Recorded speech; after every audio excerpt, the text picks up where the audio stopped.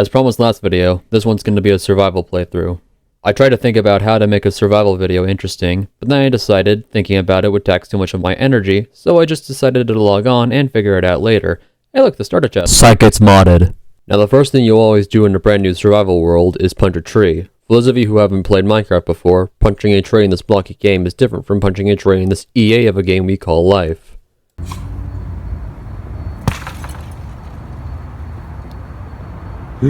Once you've karate chopped a gravity-defying tree, you need to help each log commit mitosis and multiply by 4. Then you need to smash those 4 plank babies into what I can only describe as vanilla Minecraft's symbol for industrialism. You take shit from nature and turn it into something that isn't nature all. But wood isn't enough to beat Minecraft. Yes, there is an endgame. After all, wood is highly flammable and breaks easily. Now allow me to show you this image of a campfire. See that? Of course you can. You probably have ADHD. The campfire is surrounded by rocks, or as nerds call it, stone, which is notoriously harder to break than wood. Which is specifically why we can use wood to break stone. Once you've attained enough rocks, smash 8,400 kilograms worth of cobblestone and some sticks together into a stone pickaxe. But before you keep using that wooden one, remember when I said wood is highly flammable? I'll just let you know right now that cooking food in this game is a very wise idea, and leave it at that. Oh yeah, I almost forgot this world is modded. Now if you're new to the game, you might look at other YouTubers and use them as an example of how to make your base. Well, I followed the example of a champion more worthy of praise than any real-life YouTuber I know, and his name is Axel for Minecraft Story Mode. Spoilers for a game that is now discontinued, but basically you need a temporary shelter from the night, because in case you forgot, monsters like World War Z, snads, and a really moldy dick spawn wherever it's dark. Another character named Olivia suggests a treehouse, and while that is smart, apparently building a treehouse involves an amount of roofs equal to the amount of fucks I do not give. Also, if you're gonna make your starter base a treehouse, you're gonna need a few ladders, which involves a lot of sticks, which involves a lot of useless lumberjacking. Meanwhile, Axel suggests a dirt hut, which is 7 times better because all you need is a stone shovel in less than 2 minutes. Efficiency, bitches. So now you have your starter base. What's next, you may ask? When in doubt, mine. You mine shit and you craft shit. How do I know this? You are a moron if you are actually asking that question. 80% of the most useful materials are found underground. Iron, lapis, diamonds, but most of all, dungeons. We'll just put a pin in dungeons until we find one. Also, something I recommend for mining is digging out blocks that are harvested by shovel whenever you find a patch of it underground. Minecraft might be a resource management game, but this EA of a game we call life is all about time management. So if you want to dig out a large patch of underground to find resources as effectively as possible, allow me to remind you that shovels literally cost a cobblestone and 12.5% of a log. And would you look at that, the fruits of my 86 billion neuron brain has rewarded me with black lung. With all that well and taken care of, now's a good time to point out 2 key factors in any resource management game: storage and organization.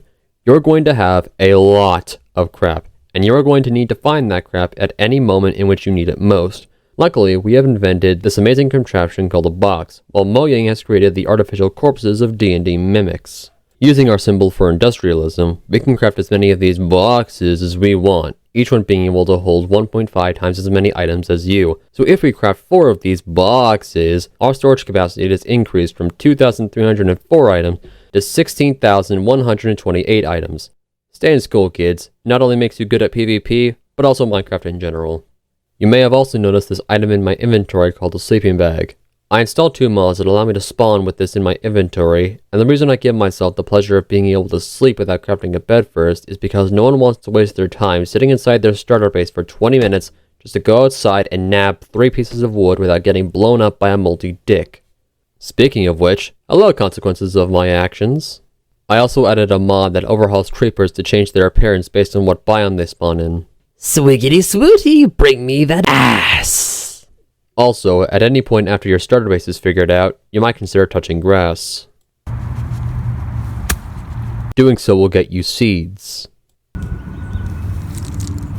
Science! These seeds in particular grow wheat at a rate faster than the rate of you getting some bitches. And that's assuming you don't fertilize the soil.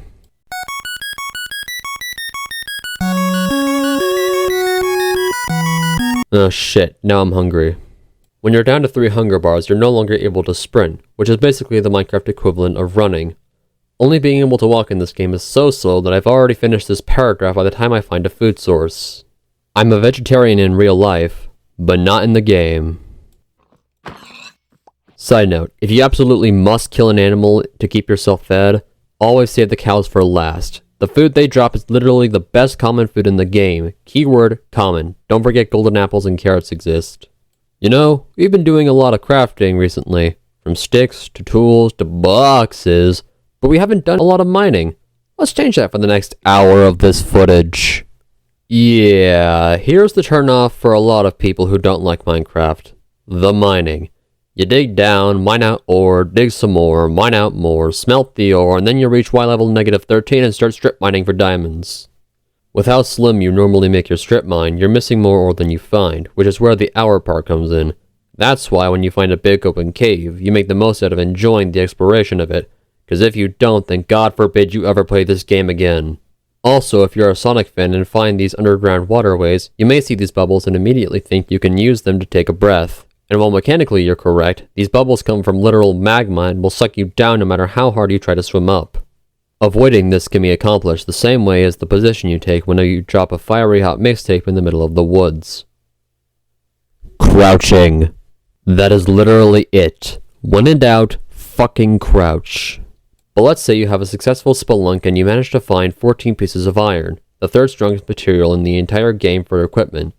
You could use it to make better tools, better armor, better weaponry, a shield. I used mine to craft 2 hoppers. Now hear me out. Hoppers can be used to transport items from one storage block like a chest to another storage block like a box is. One such example of a storage block is the furnace, a necessary tool for cooking food and materials that also requires that blackling I mentioned earlier. Or wood. Wood works too. Now normally you'd sit next to a furnace and wait for everything to cook before taking it out and storing it somewhere else. However, if you use hoppers to transport materials from one chest to a furnace, then from the furnace to another chest, it will automatically cook all my copper and zinc while I go do jack diddly. efficiency, bitches. Am I suggesting that you do this every single time? Only if you have enough iron, and only if you're not playing hard mode.